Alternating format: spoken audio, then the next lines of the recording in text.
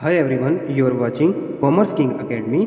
Right now, we will discuss about chapter number 6, which is Bill of Exchange. You already know that in last videos, we have done these topics: what is Bill of Exchange, contents of Bill of Exchange and its parties as well as its acceptance. Right? So in this video, we are going to discuss latest or new topics which are endorsement of Bill of Exchange and discounting of Bill of Exchange, factoring and dishonor of Bill of Exchange. Alright? So let's start with the endorsement of Bill of Exchange. Okay? Believe me, this is little technical topic, but it will be too simple with the help of your attention. I will understand you in simple wording, so please listen carefully about this. So endorsement, the second option consists for the dryer to endorse the bill of exchange and deliver it to the another party. Understand? Endorsement requires to sign the bill and optionally to put words qualifying that act on it. Okay? The dryer who then uses the bill as a financial instrument becomes the endorser, and the party receiving the bill of exchange ultimately will be called the endorsee. The new holder of the bill of exchange, he is also called the holder in due course.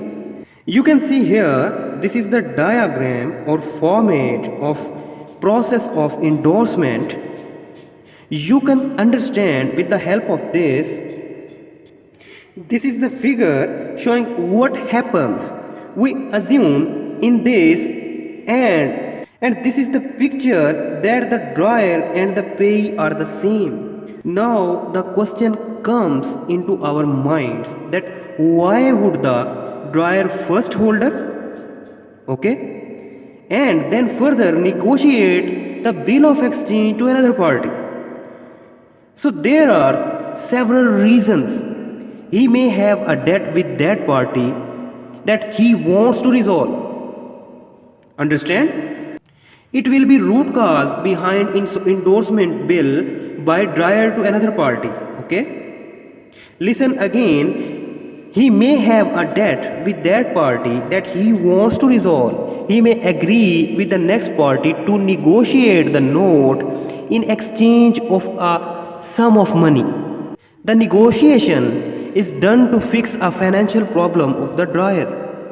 Otherwise, it is of no interest of dryer to further endorsement of the bill which he holds. This is a dryer, bearer and creditor and supplier and services to dryer. Dryer makes the acceptor of bill, and ultimately when he accepts the bill, and he will pay the amount.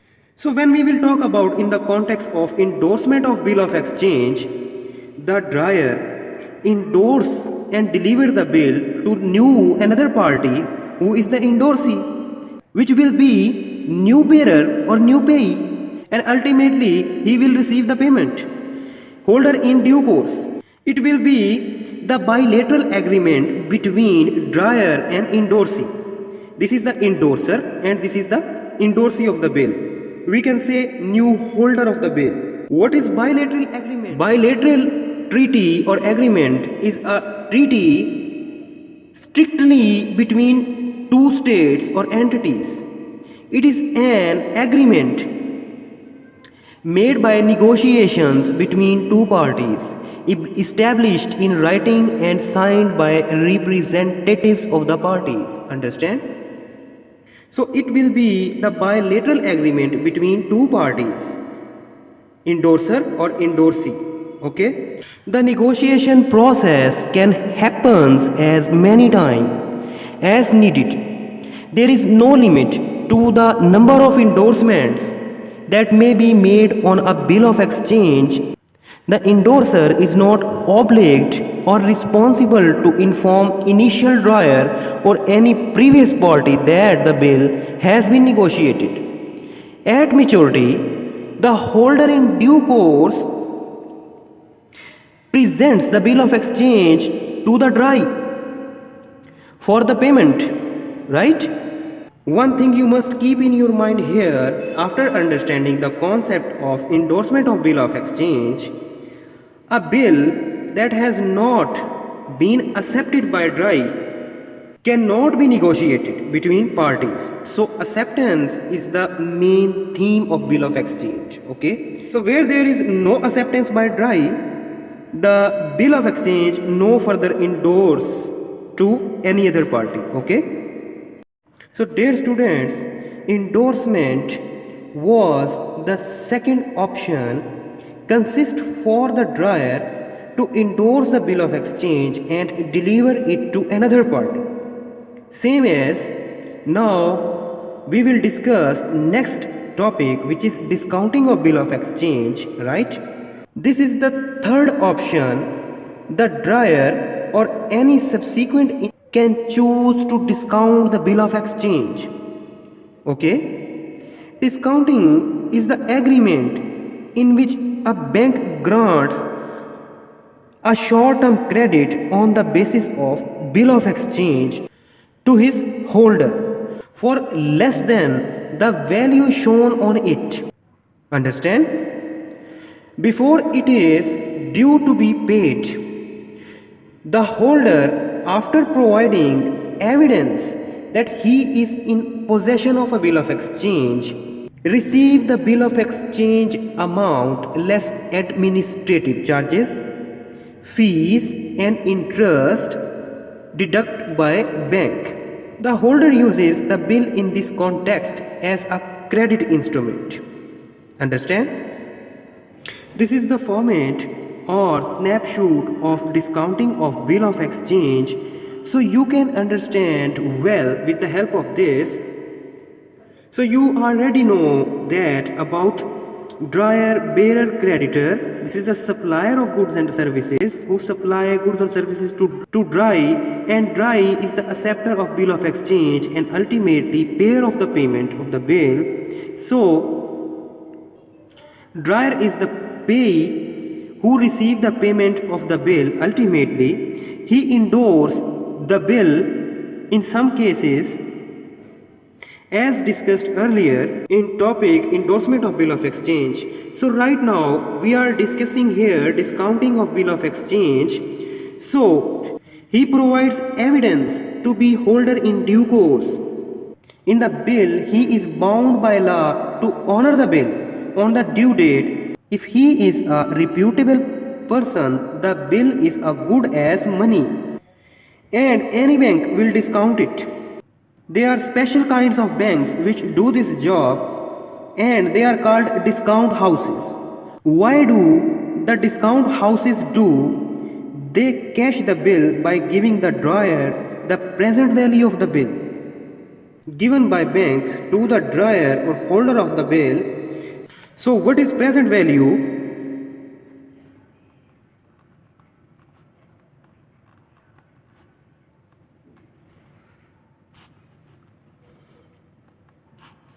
Face value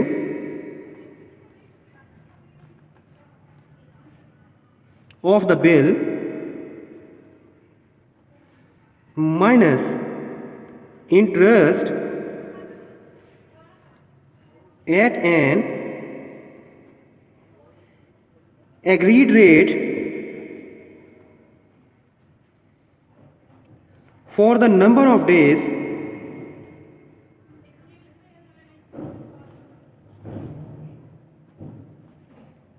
the bank has to wait.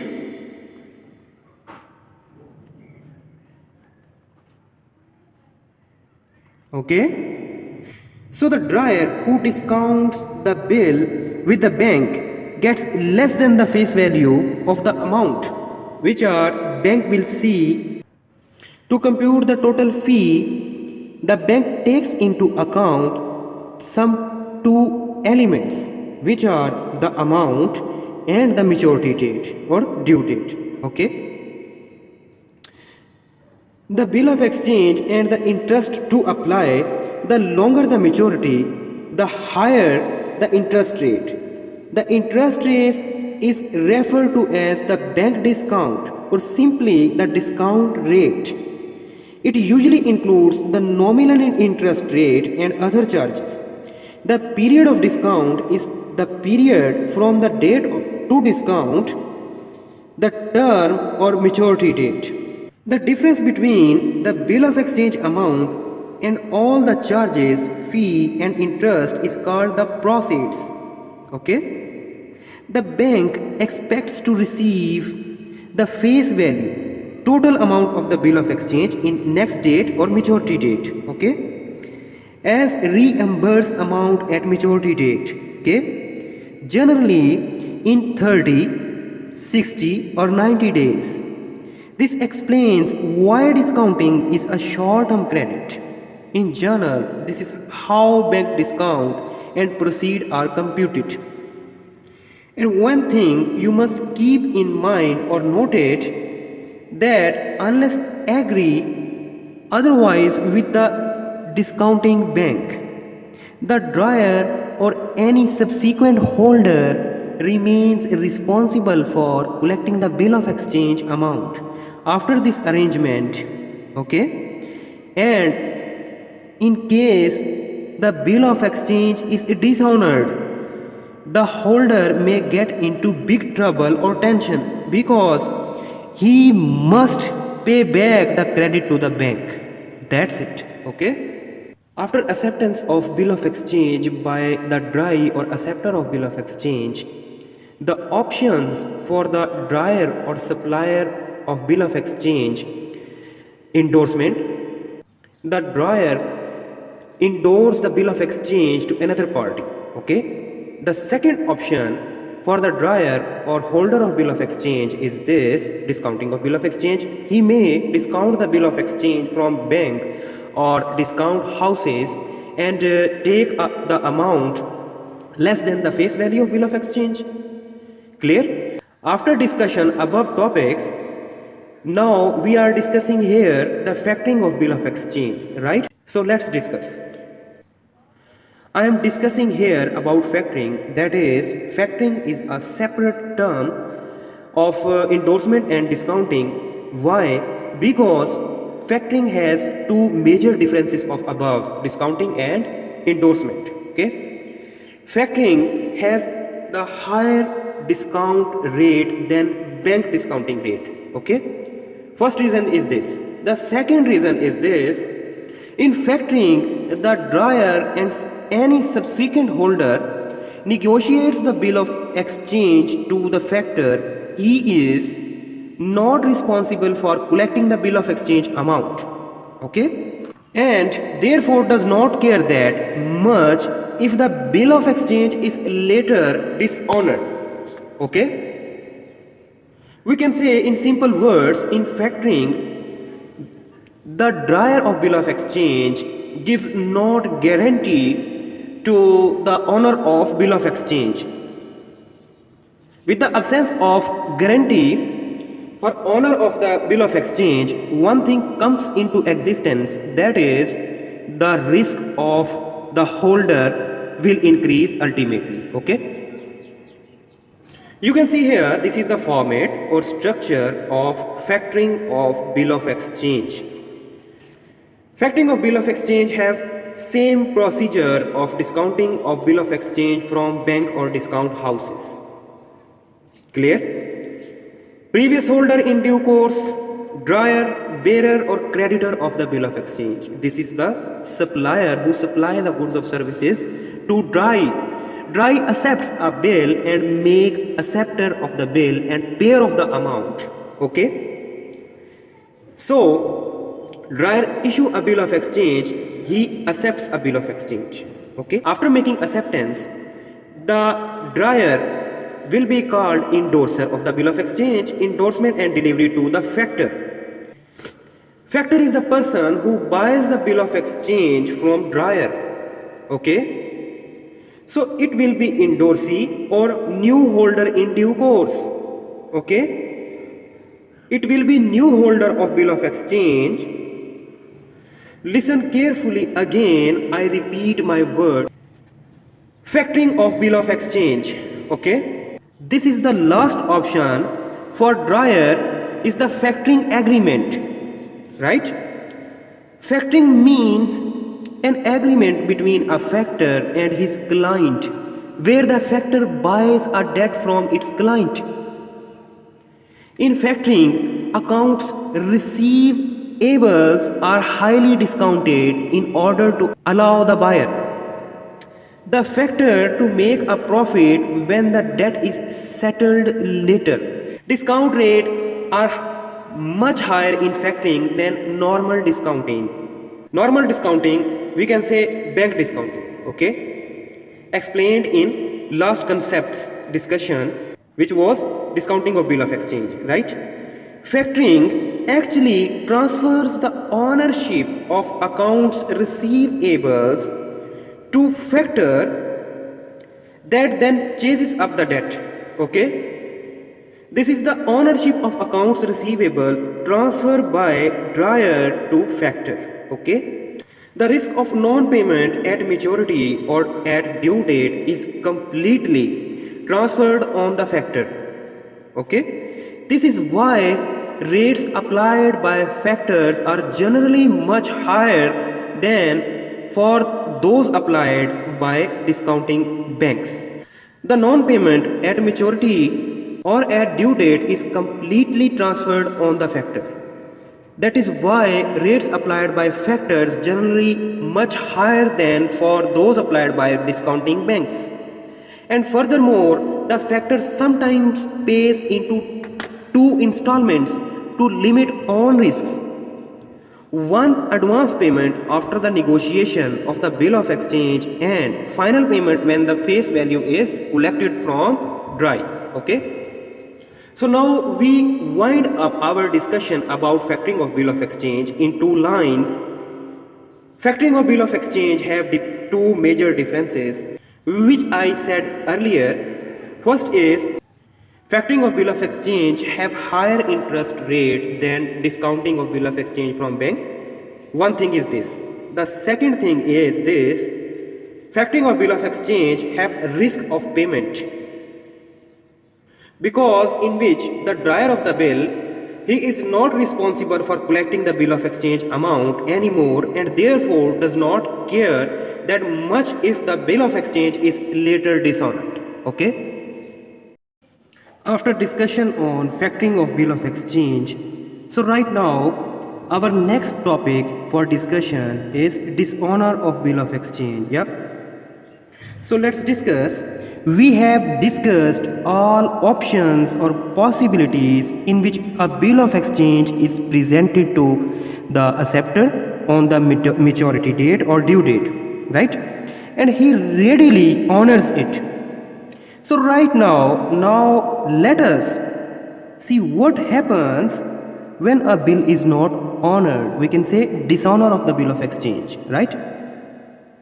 So what happens when a bill is not honored by the acceptor on the due or maturity date? We can say simply cash is not paid to the holder of the bill. Understand?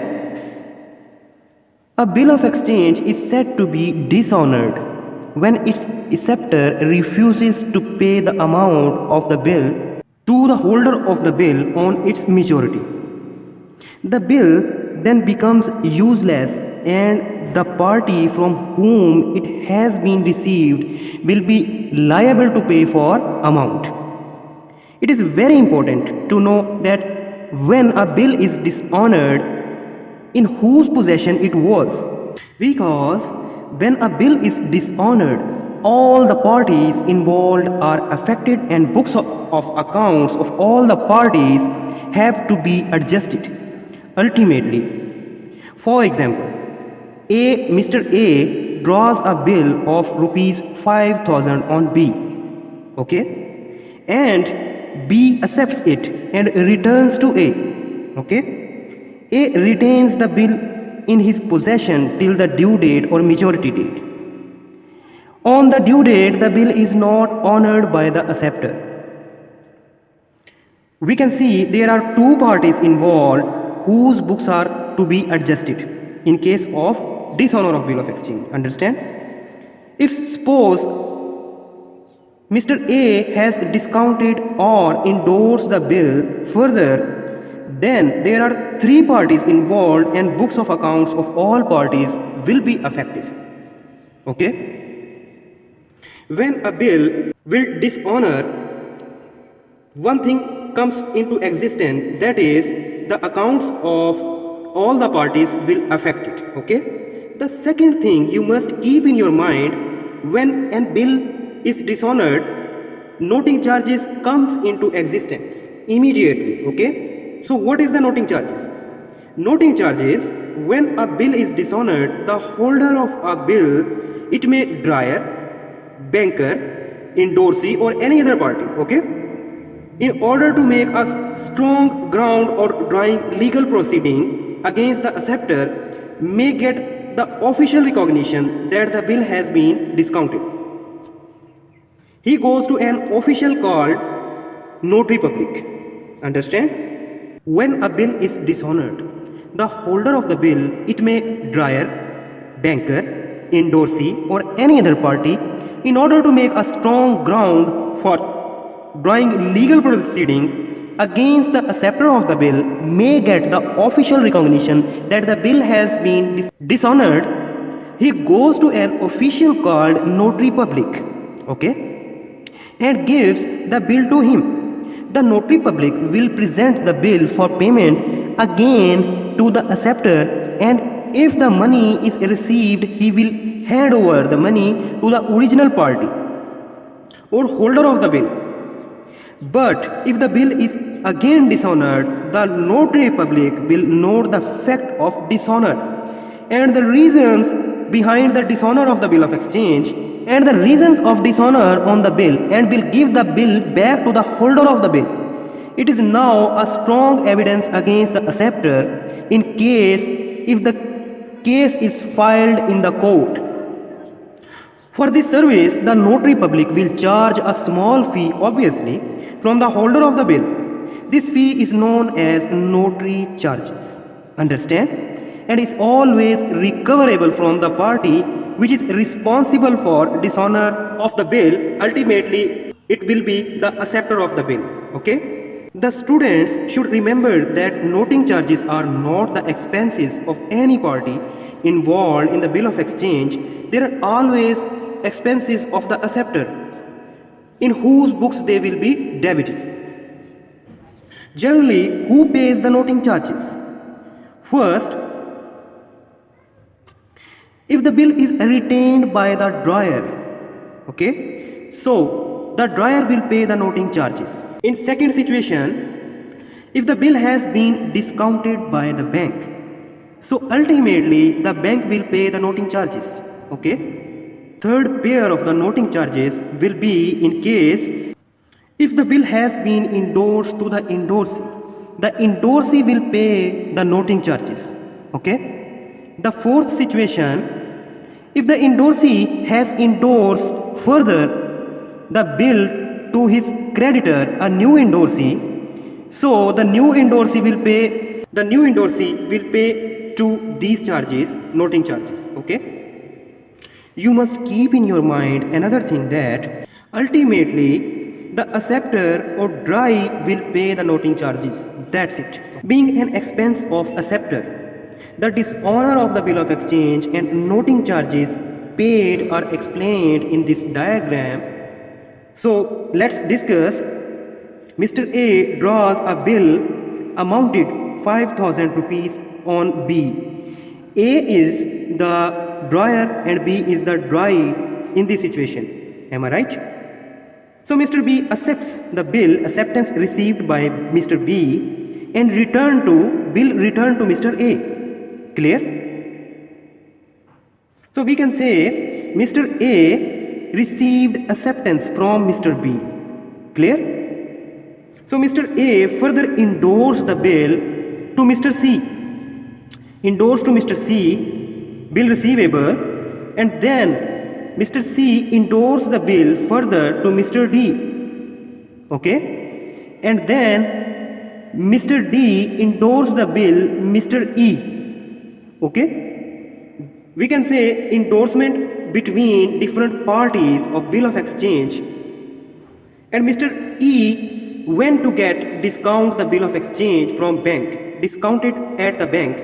The bank will receive 5,025 rupees from Mr. E because the bill has dishonored right now, because bank presented the bill but it was dishonored. The bank paid 25 rupees as a noting charges, because it is very much clear from this diagram that on maturity date the holder of the bill was the bank. Okay, the bank presented the bill to the acceptor but it was dishonored, and the bank paid 25 rupees as noting charges. For bank, E is liable from whom it got the bill. For E, D is liable. For D, C is liable. For C, A is liable. And ultimately for A, B is liable to pay. Why?